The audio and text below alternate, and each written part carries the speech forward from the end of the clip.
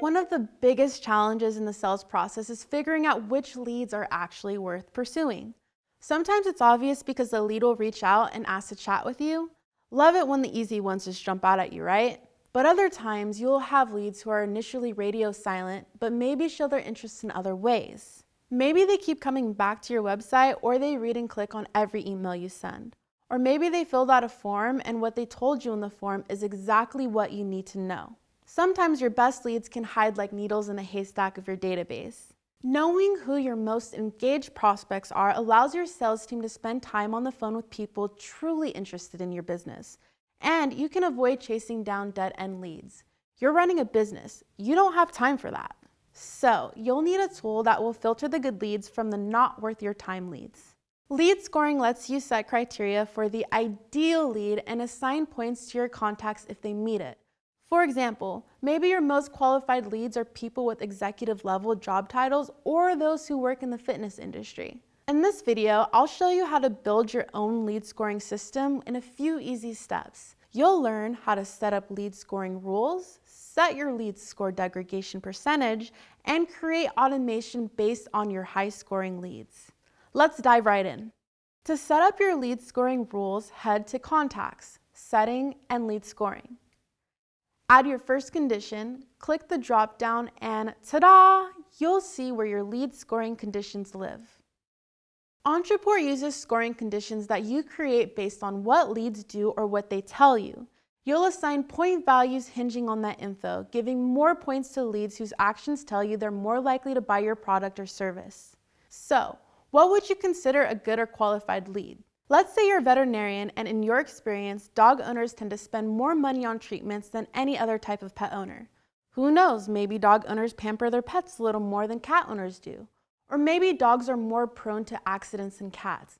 I don't really know.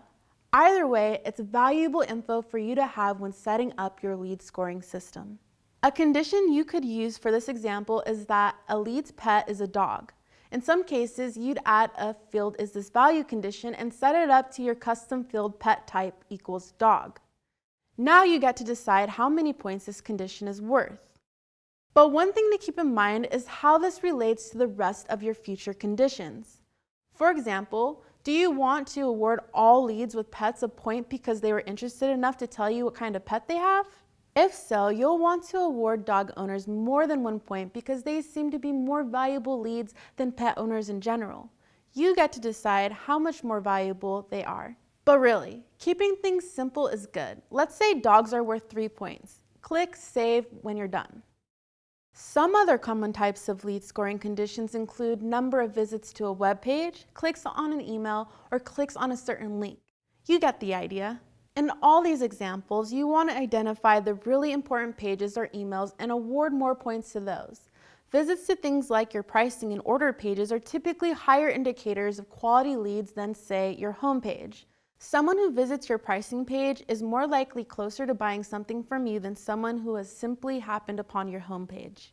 You can also assign negative points. This is a good idea when there are specific actions or qualities that you know make a bad lead, like people whose budgets are too small.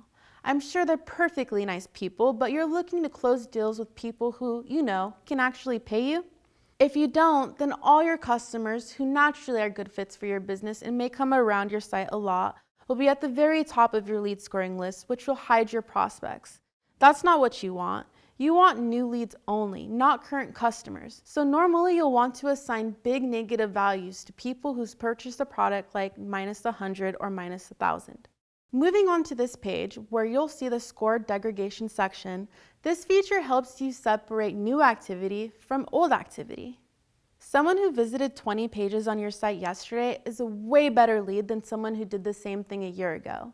So you need a way to remove points over time, and that's what score degradation does. Your score degradation setting will remove a percentage of a lead score based on a certain activity they take each day.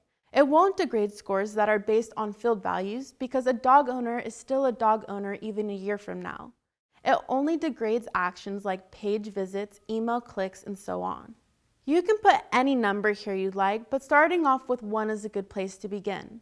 That means that an activity that happened 100 days ago is basically worthless to you, which is probably true, right?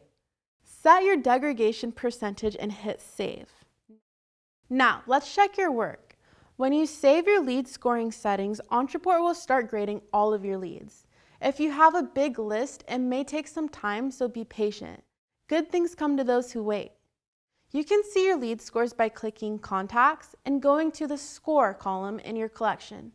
You'll see one number and a percentage in parentheses.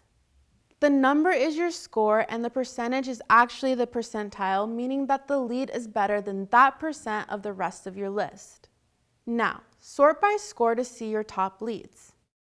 Let's talk about what to do with high-scoring leads. Simply assigning a score can be fun, and maybe you'll find a few leads that were buried in your list that might be worth a call. But where lead scoring really shines is when you start automating things based on your scores. For example, you might send out special offers to your best leads, or you might alert your sales team when a hot lead visits your pricing page but doesn't buy your product.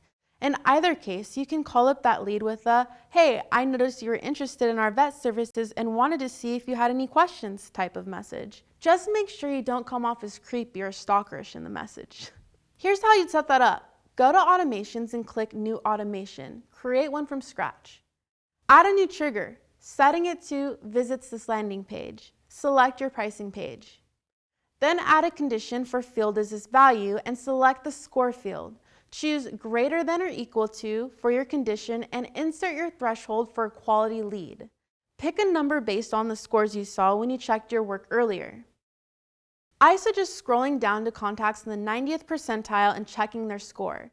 If you use that score as the threshold, you'll get notifications when anyone in the top 10% of your leads visits your pricing page. Next, you're going to set a wait of 15 minutes. That's plenty of time for someone to check out your page. Under that, add a goal. The goal is that they buy your product, so add Purchases Product and select your product.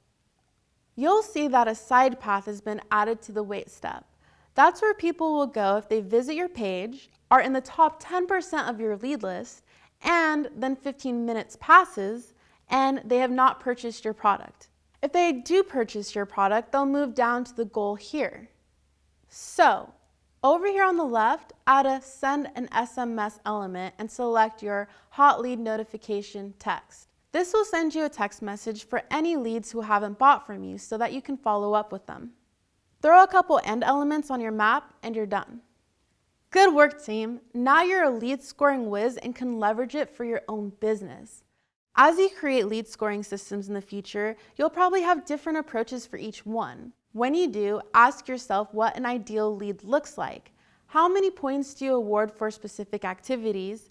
How aggressively should you degrade points over time? And once you have identified quality leads, what exactly do you do with them next? If you're all set with lead scoring and are ready to start sending hot leads to your sales team, check out our lead router video.